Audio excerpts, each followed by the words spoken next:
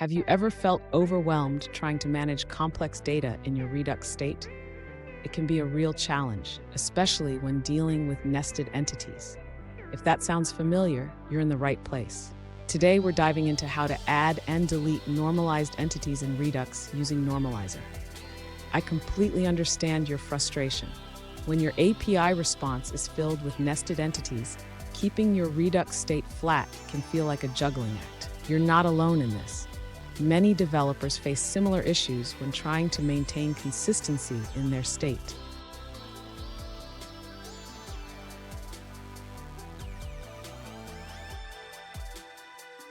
Let's take a closer look at the specific question at hand. One user recently asked how to ensure that when they add or delete a tag in their Redux state, it also updates the related entities correctly. This is a common concern, and it's crucial for maintaining a consistent state. So what's the issue here? When you dispatch an action to add a tag, it updates the tags array, but it doesn't reflect in the opening entity. This inconsistency can lead to confusion and bugs in your application. Let's break down how to tackle this problem effectively. And stick around. At the end of this video, I'll share a best practice that can help you manage your Redux state more effectively. To maintain consistency in the Redux state when adding or deleting tags, the user can implement a centralized action that updates both the tags and the opening state. This ensures that both parts of the state are in sync. Next, the user should modify the existing tag action to include a payload that updates the opening's tags array. This way, when a tag is added, it will also reflect in the opening state. For deleting a tag, the user can follow a similar approach. They should ensure that the action dispatched for deleting a tag also updates the opening's tags array to remove the corresponding tag.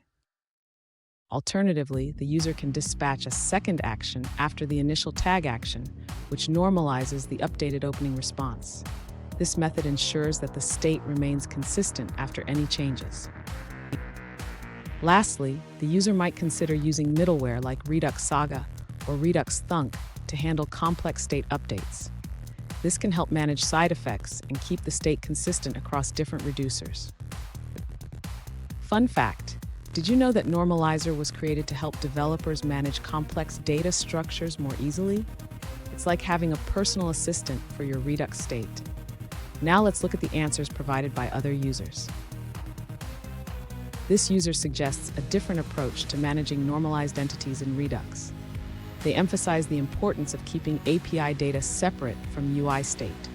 Instead of manually updating the Redux store, they recommend performing a GET request after any state-changing API operations to refresh the entities. When adding a new tag, the user assumes a POST request is made to update the backend. After that, a GET request should be issued to refresh the openings and nested schemas. For deleting a tag, they recommend nullifying the deleted object in the entity's state before making another GET request. Here's a pro tip: always keep your reducers in sync by using shared actions. This can save you a lot of headaches down the road and keep your state consistent. And there you have it. By following these strategies, you can maintain a consistent Redux state even with nested entities. If you found this video helpful, please subscribe for more tips and tricks on managing your Redux state effectively.